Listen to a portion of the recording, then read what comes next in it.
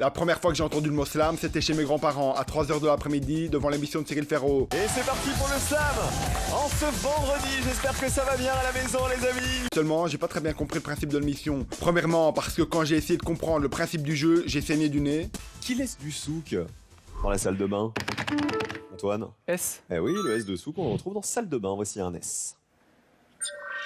Le 3 ou le 6? Le 3. Pour 5 points d'un peuple très rusé.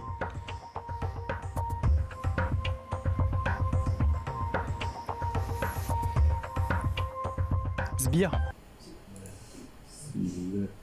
Et deuxièmement, parce que quand les candidats répondent aux questions, ils ont la même tête que moi quand j'ai passé mon CESS en 2019. Ensuite, j'ai rencontré Hugues, un collègue à moi, et il fait du slam.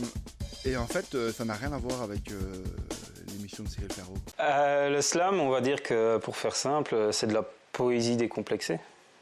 Ça te va, ça? Tu peux me donner plus d'informations? L'idée du slam, c'est vraiment ça. C'est un moment de faire une scission avec la poésie un peu poussiéreuse du début du siècle et même avant, et de mettre en place tout un contexte qui fait qu'à un moment, tu écris un texte et tu peux venir le déclamer sur scène devant un public et tu es libre de faire ça. Alors après, il y a quelques règles et quelques valeurs à respecter, notamment ton texte il doit pas dépasser 3 minutes, tu dois faire ton texte sans accompagnement musical, tu dois slammer tes propres écrits, etc., etc. Il y a quelques règles.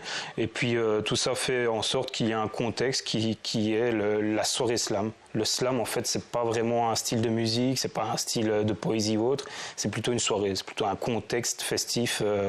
On peut rapprocher ça au cabaret. On vient avec ses mots et on le déclame en moins de 3 minutes, comme ça on laisse de la place pour tout le monde.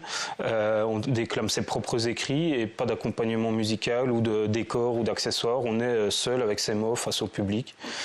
Donc ça, c'est un peu l'idée du slam général. SoSlam, c'est ça. SoSlam, quand j'ai commencé à être animateur en maison de jeunes, on a développé ici un projet qui s'appelle SoSlam.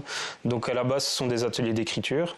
Mais depuis, on a été bien plus loin que ça, puisqu'il y a même 2 ans, on a organisé un festival international ici à l'atelier M de slam, où on a reçu des slameurs et des slameuses africains et africaines, allemands, anglais, français. Ça, c'était vraiment le point d'orgue du projet il y a 2 ans, mais régulièrement, on fait des compiles vidéo, des compiles audio de slam, des ateliers d'écriture toujours toutes les semaines. On organise aussi des scènes slam ici à l'atelier M une fois par an, quand on peut le faire, évidemment.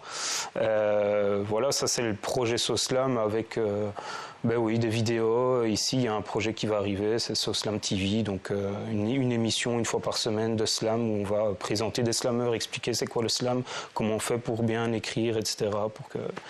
pour comprendre toutes les petites subtilités du slam, quoi. En tout cas, merci Hugues de nous avoir expliqué c'est quoi le slam. Franchement, ça m'a grave intéressé et je pense même que je vais venir le 20 juin à ton événement slam.